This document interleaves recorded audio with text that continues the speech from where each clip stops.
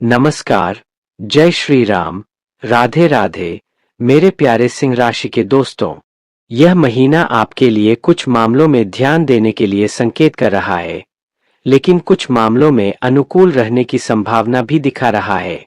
Career के मामले में आपको अच्छी सफलता मिल सकती है। मनचाहा परिवर्तन आपको प्राप्त हो सकता है। इस राशि के जो जातक स्थानांतरण का प्रयास कर रहे थे तो इस महीने उन्हें मनचाहे स्थानांतरण का शुभ समाचार मिल सकता है या नई नौकरी की प्राप्ति हो सकती है। व्यवसाय करने वाले जातकों को भी उनके प्रयत्नों का लाभ मिलेगा और विदेशी संपर्कों से भी व्यापार में सफलता के सूत्र जुड़ेंगे। आपकी परियोजनाओं में तेजी आएगी और उन सफलता से आप गदगद हो उठेंगे। वैवाहिक जीवन में प्रेम और निर्भरता बनी रहेगी, जबकि प्रेम संबंधों में भी खुशी भरे पलों की आहट होगी। महीने के उत्तरार्ध में आप भरपूर रूमानियत से भरे रहेंगे और रिश्ते में प्रेम का जमकर लुत्फ उठाएंगे। विद्यार्थियों को शिक्षा में अच्छे परिणामों की प्राप्ति होगी, जिनसे आपका आत्मविश्वास लौटेगा। स्वास्थ्य में गिरावट आ सकती है और आप स्वास्थ्य समस्याओं का शिकार हो सकते हैं। पारिवारिक जीवन में समस्याओं के बावजूद खुशी का माहौल बना रहने की प्रबल संभावना है। करियर के दृष्टिकोण से यह महीना अनुकूल रहने की संभावना है। जो लोग अभी तक बेरोजगार हैं और रोजगार की तलाश में हैं, उन्हें अच्छा रोजगार प्राप्त हो सकता है। यदि आप नौकरी करते हैं और कोई स्थानांतरण बहुत लंबे समय से प्रतीक्षा में है, तो इस महीने आपका वह स्थानांतरण हो सकता है और आपको आपकी मनचाही जगह पर भेजा जा सकता है। यदि आप किसी नौकरी में परेशान हैं और दूसरी नौकरी ढूंढ रहे हैं, तो इस दौरान कहीं से आपको अवसर मिल सकता है, जिससे आपको नौकरी बदलने में भी सफलता मिल सकती है। दशम भाव में सूर्य, बृहस्पति, बुध और शुक्र के प्रभाव के कारण कार्यक्षेत्र में बहुत सारे लोगों से आपकी बातचीत होगी, पर ध्यान रखें कि आपका व्यवहार अनुकूल हो और किसी से भी गुस्से में आकर या बदतमीजी से कोई बात ना करें, नहीं तो कार्यक्षेत्र का माहौल आपके विपक्ष में बदल जाएगा। छठे भाव के स्वामी शनि महाराज सप्तम भाव में विराजमान होकर कार्यक्षेत्र में आपको बल दे रहे हैं और आप अपने प्रयासों के कारण अपने कार्यक्षेत्र में जमे रहने में सफल हो सकते हैं। व्यापार कर रहे जातकों को भी सप्तम भाव के स्वामी शनि महाराज के सप्तम भाव में बने रहने से अत्यंत लाभ होगा। आपके व्यवसाय की अच्छी उन्नति होगी। आप अनुशासित होकर अपने हर काम को पूरा करेंगे, जिससे कार्यक्षेत्र में आपका दबदबा बढ़ने लगेगा। बाजार में भी आपके काम की धूम रहेगी और आपका नाम चमक उठेगा।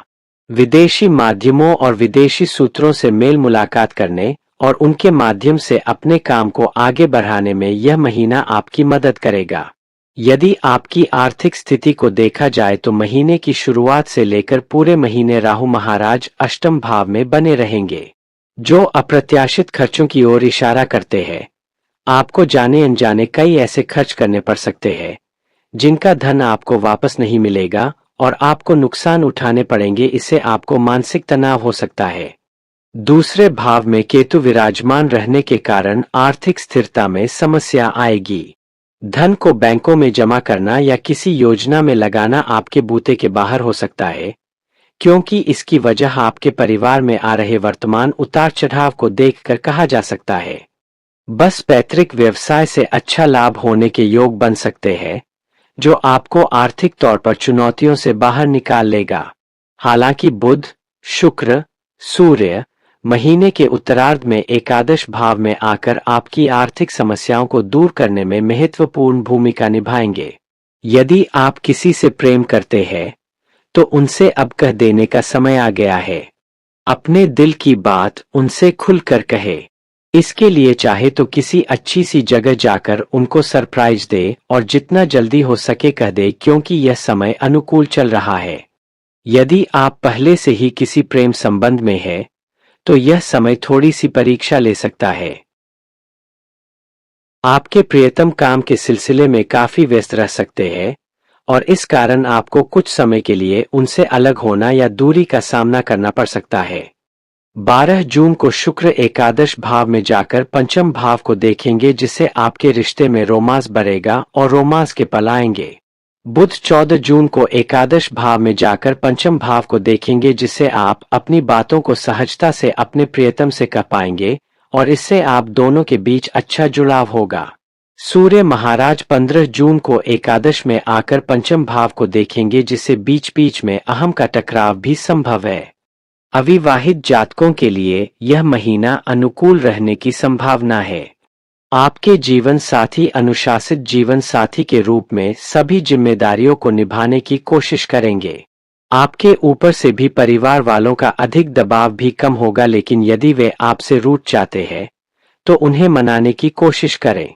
ऐसा करने से आपका रिश्ता और भी बढ़िया हो जाएगा और आप भी मन से प्रसन्न होंगे। यह महीना पारिवारिक तौर पर मध्यम रहने की संभावना है। वैसे तो सूर्य, बृहस्पति, बुध और शुक्र दशम भाव में रहकर आपके चतुर्थ भाव को देखेंगे, जिससे पारिवारिक जीवन में अच्छा सामंजस्य देखने को मिलेगा। आपस में प्रेम बढ़ेगा। एक दूसरे को भरपूर तवज्जो देंगे। एक दूसरे के प्रति प्रेम और स्नेह की भावना रहेगी, लेकिन दूसरे भाव में केतु महाराज विराजमान रहेंगे और दूसरे भाव के स्वामी बुध महाराज भी दशम भाव में होंगे, जिससे कुछ ऐसी बातें मुंह से निकल सकती है जो किसी सामने वाले को बुरी लग सकती है और इससे पारिवारिक जीवन में थोड़ा तनाव बढ़ सकता है। आपको चाहिए ऐसी आदतों से थोड़ी दूरी बनाए ताकि किसी तरह की कोई रिश्ते की क्षति न हो जाए और आपको पछताना न पड़े। परिवार के बुजुर्ग सदस्यों का स्वास्थ्य महीने के उत्तरार्ध में और ज्यादा समय लेगा। उस दौरान पारिवारिक लाभ भी होंगे और घर की आर्थिक स्थिति में सुधार होगा।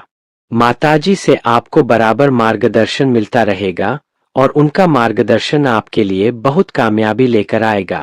चतुर्थ और नवम भाव के स्वामी मंगल नवम भाव में रहकर राजयोग के समान परिणाम देंगे, जिससे परिवार में भी आपको अच्छा मान सम्मान मिलेगा और समाज में भी आपके नाम की प्रशंसा होगी। यह महीना स्वास्थ्य के दृष्टिकोण से कुछ कमजोर रहने की संभावना है। पूरे महीने राहु महाराज अष्टम भाव में विराजमान रहेंगे, जिससे आप अपने प्रति कुछ लापरवाही कर सकते हैं और यही आपसे गलती हो सकती है और आप किसी बड़ी बीमारी की चपेट में आ सकते हैं। राहु के कारण आपको अपने खानपान पर विशेष ध्यान देना होगा, क्योंकि खुद के प्रति लापरवाही भरा रवैया राहु को मजबूत बनाकर उससे आपको स्वास्थ्य कष्ट दिलवा सकता है।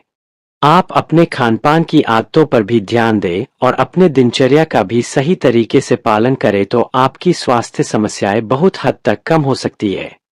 नवम भाव में मंगल के ऊपर सप्तम भाव में बैठे शनि महाराज की दृष्टि होने के कारण पिताजी को भी कुछ स्वास्थ्य समस्याएं इस महीने परेशान कर सकती है, इसलिए उनको डॉक्टर से चिकित्सा दिलाएं। महीने के उत्तरार्ध में स्वास्थ्य समस्याओं में कुछ हद तक राहत प्राप्त होती दिखाई देती है। जीवन में आने वाली समस्याओं के समाधान के लिए करें यह उपाय। आपको उत्तम गुणवत्ता का मानिक रत्ना तांबे की मुद्रिका में जड़वाकर अपनी अनामिका अंगुली में शुक्ल पक्ष के रविवार को प्रातः काल 8 से पूर्व धारण करनी चाहिए। प्रतिदिन श्री आदित्य हृदय स्तोत्र का पाठ करना आपके लिए बहुत लाभदायक साबित होगा। राहु को शांत करने के लिए सफाई कर्मचारियों को शनिवार के दिन तंबाकू का दान करें। मां चंडी यानी कि मां दुर्गा जी की उपासना करना आपके लिए सर्वोत्तम रहेगा और राहु के प्रभाव को भी नियंत्रित करेगा। दोस्तों, आपको वीडियो में दी गई जानकारी पसंद आई हो तो चैनल को सब्सक्राइब करके वीडियो को लाइक करें और आगे शेयर करें। फिर मिलेंगे एक नई वीडियो में। धन्यवाद।